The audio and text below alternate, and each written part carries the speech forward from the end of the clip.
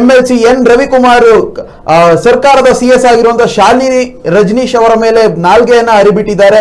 ಇನ್ನು ಎರಡನೇದಾಗಿ ಬೆಳಗಾವಿಯಲ್ಲಿ ಏನು ಸಿದ್ದರಾಮಯ್ಯನವರು ASP ಮೇಲೆ ಗರಂ ಆಗಿದ್ರು, ಕೈ ಎತ್ತಿದ್ರು.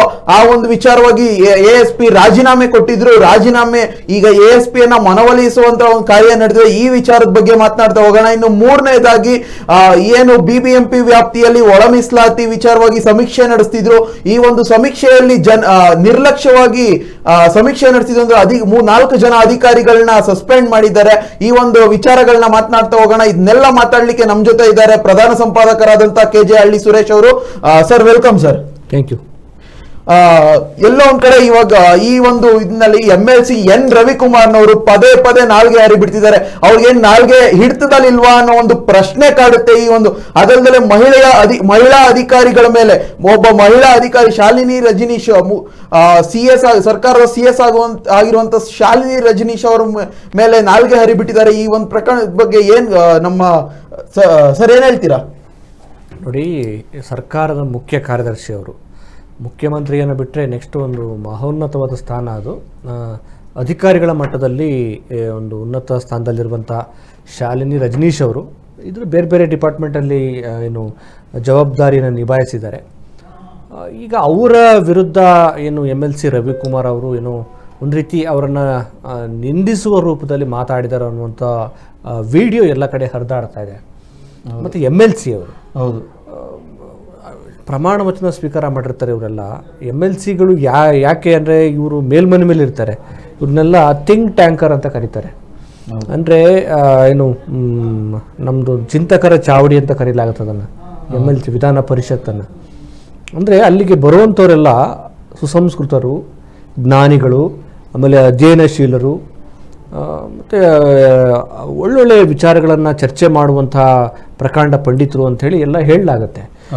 ಈ MLC ಆಗಿ ಒಬ್ಬ ಜವಾಬ್ದಾರಿಯುತ ಸ್ಥಾನದಲ್ಲಿರುವಂಥ ರವಿಕುಮಾರ್ ಅವರು ನಿಜವಾಗ್ಲೂ ಆ ರೀತಿ ಮಾತಾಡಿದರೆ, ಯಾಕಂದ್ರೆ ಆ ವಿಡಿಯೋ ಹರಿದಾಡ್ತಿದೆ. ಈಗ ಸಭಾಪತಿಗಳು ಕೂಡ ದೂರು ಕೊಡಲಾಗಿದೆ ಈ ರೀತಿ ನಿಂದನೆ ಮಾಡಿದ್ದಾರೆ ಅಂತೇಳಿ. ಹಂಗಿದ್ರೆ ಅದು ಇಡೀ ಪಕ್ಷವನ್ನು ಅವರು ಪ್ರತಿನಿಧಿಸ್ತಾರೆ. ಈಗ ಅವ್ರು BJP. ಹೌದು, ನಾವು ಹೆಣ್ಣನ್ನು ತುಂಬ ಗೌರವಿಸ್ತೀವಿ, ನಮಗೆ ಸಂಸ್ಕೃತಿ ಬಹಳ ಮುಖ್ಯ ಅಂತ ಹೇಳ್ತಿರುವಂಥ ಒಂದು ಪಕ್ಷದ ಪ್ರತಿನಿಧಿಯಾಗಿ ಹೆಣ್ಣಿನ ಬಗ್ಗೆ ಇಷ್ಟು ತುಚ್ಛವಾಗಿ ಮಾತಾಡ್ತಾರೆ ಅಂತಂದರೆ ಇದು ಏನನ್ನು ಸೂಚಿಸುತ್ತೆ? ಒಬ್ಬ ರಾಜಕಾರಣಿಯಾಗಿ, ಅದರಲ್ಲೂ ವಿಧಾನ ಪರಿಷತ್ನ ಸದಸ್ಯರಾಗಿ ಒಂದು ನೈತಿಕತೆ ಬೇಡವಾ?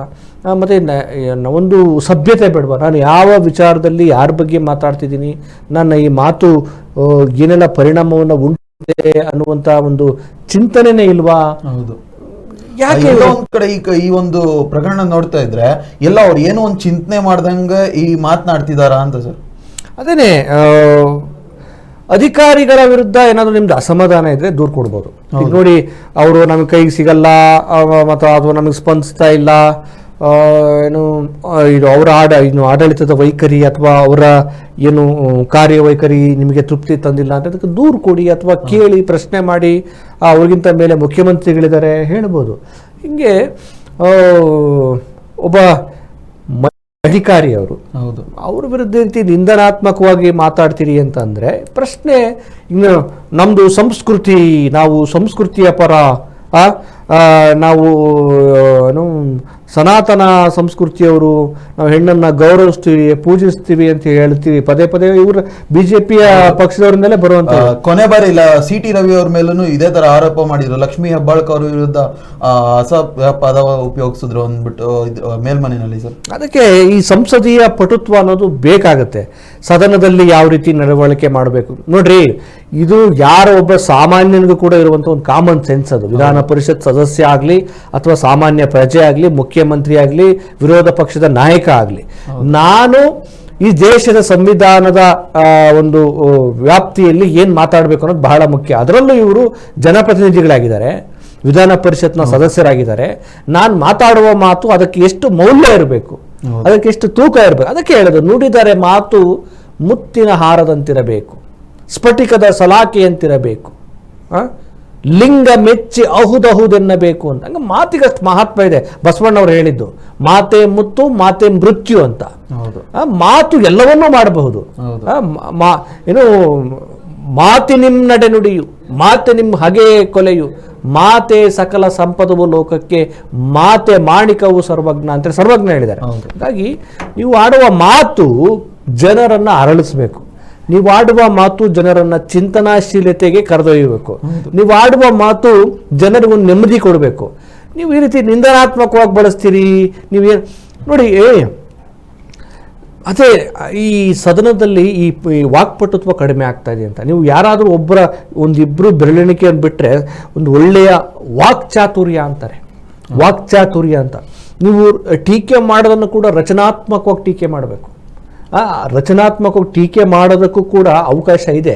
ಆದರೆ ಇವ್ರಿಗೆಲ್ಲ ಏನು ಅಂದರೆ ಸುಮ್ಮನೆ ಇದು ಏನಂತಾರೆ ಬಾಯಿ ಬಾಂಬುಗಳು ಅಂತ ಕರಿಬೇಕನ್ನೋ ಗೊತ್ತಾಗ್ತಾ ಇಲ್ಲ. ಅಂದರೆ ಸುಮ್ಮನೆ ಮಾತಾಡ್ಬೇಕು, ನಾನು ಸುಮ್ಮನೆ ಟೀಕೆ ಮಾಡ. ನೀವು ಟೀಕೆ ಮಾಡೋದ್ರಲ್ಲಿ ಒಂದು ರಚನಾತ್ಮಕತೆ ಇರಬೇಕಲ್ರಿ, ಒಂದು ಕ್ರಿಯಾಶೀಲತೆ ಇರಬೇಕು.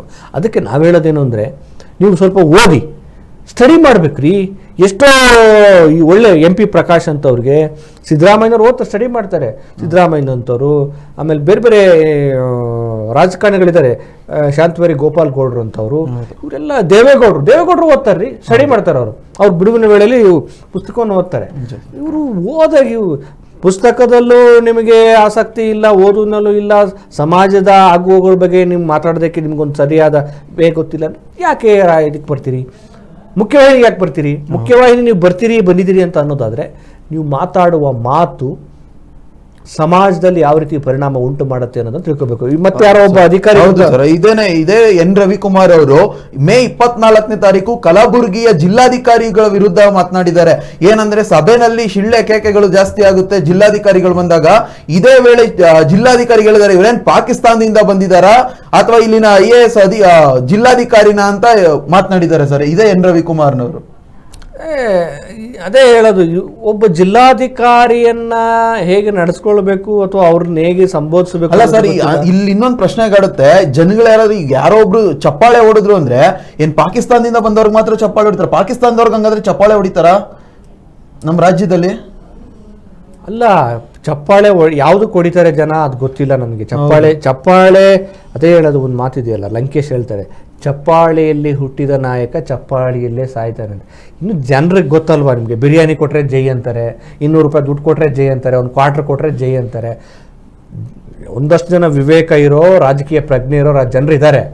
ಇನ್ನು ಒಂದಷ್ಟು ಜನ ಅಧ್ವಾನ ಆಗೋಗಿದ್ದಾರೆ, ಅವ್ರಿಗೊಂದು ರಾಜಕೀಯ ಪ್ರಜ್ಞೆ. ಬ್ರೆಕ್ಟ್ ಹೇಳ್ತಾನಲ್ಲ, ನಮ್ಮಲ್ಲಿ ರಾಜಕೀಯ ಅನಕ್ಷರಸ್ಥರಿದ್ದಾರೆ ಅಂತ, ರಾಜಕೀಯ ಅಜ್ಞಾನಿಗಳಿದ್ದಾರೆ ಅಂತ. ಪ್ರತಿಯೊಂದರಲ್ಲೂ ರಾಜಕಾರಣ ಇರುತ್ತೆ. ಕೆಲವರು ಹೇಳ್ತಾರೆ, ಇಲ್ಲಪ್ಪ ನನಗೆ ರಾಜಕಾರಣ ಅಂದರೆ ಆಗಲ್ಲ. ನೀವು ರಾಜಕಾರಣ, ನೀವೊಂದು ಟೂತ್ ಪೇಸ್ಟ್ ಕೊಳ್ಳೋದ್ರಲ್ಲೂ ರಾಜಕಾರಣ ಇದೆ, ನೀವೊಂದು ಪೆನ್ ಕೊಳ್ಳೋದ್ರಲ್ಲೂ ರಾಜಕಾರಣ ಇದೆ. ಹಾಗಾಗಿ ಜನಗಳು ಒಂದಷ್ಟು ಅಧ್ವಾನದ ಜನಗಳು ಅಥವಾ ಜನರು ಒಂದು ಕಡೆ ಆದರೆ, ಅಂಥ ಜನಗಳ ನಡುವೆ ಈ ಅವಿವೇಕದಿಂದ ಮಾತಾಡುವಂಥ ರಾಜಕಾರಣಿಗಳು ಇನ್ನೊಂದು ಕಡೆ. ನಾನು ಏನು ಮಾತಾಡ್ತಿದ್ದೀನಿ, ಯಾವ ಸ್ಟೇಜಲ್ಲಿ ಮಾತಾಡ್ತಿದ್ದೀನಿ, ನಾನು ಯಾವುದ್ರ ಬಗ್ಗೆ ಮಾತಾಡ್ತಿದ್ದೀನಿ, ನಾನು ಯಾರನ್ನು ಟೀಕೆ ಮಾಡ್ತೀನಿ. ಒಬ್ಬ DC ಕಣ್ರಿ ಅವರು. ಹೌದು, ನೀವು MLA ಆದ ತಕ್ಷಣನೇ, ನೀವು ಮಿನಿಸ್ಟರ್ ಆದ ತಕ್ಷಣನೇ ನೀವು ಬಾಯಿಗೆ ಬಂದಂಗೆಲ್ಲ ಮಾತಾಡೋದಕ್ಕೆ ಅವಕಾಶ ಇಲ್ಲ, ಬಾಯಿಗೆ ಬಂದಂಗೆಲ್ಲ ಬೊಗಳೋದಕ್ಕೆ ಅವಕಾಶ ಇಲ್ಲ. ಅದೇ ನೀವು ಅವ್ರಿಗೆ ಗೌರವ ಕೊಡಬೇಕು.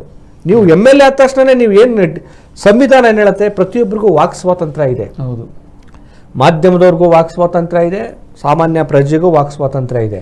ಆದ್ರೆ ಹೆಂಗ್ ಬೇಕಂಗ್ ಮಾತಾಡಿದ್ರು ಅದನ್ನ ಸ್ವೇಚ್ಛಾಚಾರವಾಗಿ ಬಳಸಬಾರ್ದು. ಆ ಮಾತಲ್ಲಿ ಒಂದು ಕ್ರಿಯಾಶೀಲತೆ, ರಚನಾತ್ಮಕ ಟೀಕೆ ಮಾಡೋಕೆ ಕೆಲ ಅವಕಾಶ ಇರುತ್ತೆ. ನೀವು ಅದನ್ನ ನಿಂದನೆಗೆ ಅಥವಾ ಅವರ ಮಾನಹಾನಿ ಆಗೋ ರೀತಿಯಲ್ಲಿ ಅಸಂಸದೀಯ ಪದಗಳನ್ನು ಬಳಸಿದ್ರೆ ಅದು ನಿಮ್ಮ ಘನತೆಗೆ, ಅಂದ್ರೆ ನಿಮ್ಮ ಸ್ಥಾನಕ್ಕೆ, ನಿಮಗೆ ಘನತೆ ಇರುತ್ತೆ, ಅದು ನೀವು ಪ್ರಶ್ನೆ ಮಾಡ್ಕೋಬೇಕು.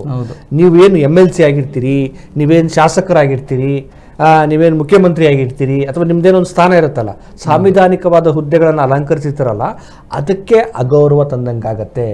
ನಾವು ಹೇಳೋದು ಅಥವಾ ಇನ್ನಾದರೂ ಏನಂದ್ರೆ, ಕಾಂಗ್ರೆಸ್ನವರೇ ಆಗಲಿ, BJPಯವರಾಗಲಿ, JDSನವರೇ ಆಗಲಿ, ನೀವು ಇನ್ನೊಂದು ಪಕ್ಷದವ್ರನ್ನ ಟೀಕೆ ಮಾಡ್ತೀರಿ ಅಥವಾ ಯಾರಾದ್ರು ಅಧಿಕಾರಿಗಳನ್ನ ಪ್ರಶ್ನೆ ಮಾಡ್ತೀರಿ ಅಂದರೆ ಅದಕ್ಕೊಂದು ಬೇರೆಯಾದ ರೀತಿಗಳಿದ್ದಾವೆ.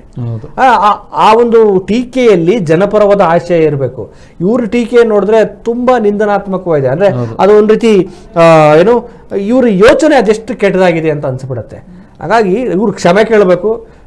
ಆಮೇಲೆ ಅವರು ಶಾಲಿನ್ ರಜಿಸ್ಟ್ರಿ ಅವ್ರು ಏನಾದ್ರು ಅವ್ರಿಗೆ ನೊಂದ್ಕೊಂಡ್ರೆ ಅವರು ಕಾನೂನಾತ್ಮಕ ಹೋರಾಡೋದಕ್ಕೆ ಅವಕಾಶ ಇದೆ. ಯಾಕೆಂದ್ರೆ ಏನು ಅಧಿಕಾರಿಗಳಂದ ತಕ್ಷಣನೇ ಏನು ತುಚ್ಛವಾಗಿ ನಿಂದಿಸ್ಬೇಕು ಅಂತ ಅಲ್ಲ. ಯಾಕಂದ್ರೆ ಅವ್ರು ಜವಾಬ್ದಾರಿ ಸ್ಥಾನದಲ್ಲಿ ಇರ್ತಾರೆ. ನೀವು ಪ್ರಶ್ನೆ ಮಾಡಿ, ಅವ್ರದ್ದೇನಾದ್ರೂ ಆಡಳಿತದಲ್ಲಿ ಏನಾದರೂ ಲೋಪ ಆಗಿದೆಯಾ, ಅವ್ರು ಸರಿಯಾಗಿ ಸ್ಪಂದಿಸ್ತಾ ಇಲ್ವಾ, ಪ್ರಶ್ನೆ ಮಾಡಿ, ಸಂಬಂಧಪಟ್ಟಾಗ ದೂರು ಕೊಡಿ. ಅದನ್ನು ಬಿಟ್ಟು ನಿಮಗೆ ಬಾಯಿಗೆ ಬಂದಂಗೆಲ್ಲ ನೀವು ಮಾತಾಡ್ತೀರಿ ಅಂತಂದರೆ ನೀವು ಹೇಳ್ತಿರಲ್ಲ ದೇಶ, ಸಂಸ್ಕೃತಿ, ದೇವರು, ಮಹಿಳೆ, ಸ್ತ್ರೀಯನ್ನು ಗೌರವ ಕೊಡ್ತೀವಿ, ಅದೆಲ್ಲ ಬೊಗಳೆ ಅನ್ನಂಗೆ ಆಗುತ್ತೆ. ಖಂಡಿತವಾಗ್ಲು ಈ ಒಂದು ಪ್ರಕರಣ ನೋಡಿದಾಗ ಪಕ್ಕ ಈ ಏನು ಬಿಜೆಪಿಯ ಈ ನಾಯಕರಿದ್ದಾರೆ, ಎಲ್ಲ ಒಂದ್ ಕಡೆ ಸ್ತ್ರೀಗೆ ತುಂಬಾ ಮಹತ್ವ ಕೊಡ್ತೀವಿ, ನಾವು ನಮ್ಮ ಪಕ್ಷದಿಂದ ತುಂಬಾ ಒಂದು ಒಳ್ಳೆ ವ್ಯಾಲ್ಯೂ ಕೊಡ್ತೀವಿ ಅಂತ ಹೇಳ್ತಾರೆ. ಆದ್ರೆ ಇವತ್ತು ಎನ್ ರವಿಕುಮಾರ್ ಅವ್ರ ವಿರುದ್ಧ ಈ ಒಂದು ಪ್ರಕರಣಕ್ಕೆ ಅಂದ್ರೆ ಈ ಒಂದು ಆರೋಪ ಕೇಳಿ ಬಂದಿರೋದು ನೋಡಿದ್ರೆ ಇವ್ರಿಗೆ ನಾಚಿಕೆ ಆಗ್ಬೇಕು. ಇದೇನಾದ್ರೂ ಸತ್ಯ ಆಗಿದ್ರೆ, ಗೊತ್ತಿಲ್ಲ, ಇದಿನ್ನೂ ಆರೋಪ ಪ್ರೂವ್ ಆಗಿಲ್ಲ, ಬಟ್ ಆದ್ರೆ ಈ ಆರೋಪ ಸತ್ಯ ಆಗಿದ್ರೆ ಇವ್ರಿಗೆ ನಾಚಿಕೆ ಆಗ್ಬೇಕು. ಮೊದಲು ಈ ತರ ಒಂದು ಆರೋಪ ಏನಾದ್ರು ಪ್ರೂವ್ ಆಯ್ತು ಅಂದ್ರೆ ಫಸ್ಟ್ ಹೋಗಿ ಶಾಲಿನಿ ರಜನೀಶ್ ಅವ್ರಿಗೆ ಫಸ್ಟ್ ಕ್ಷಮೆ ಕೇಳಿ.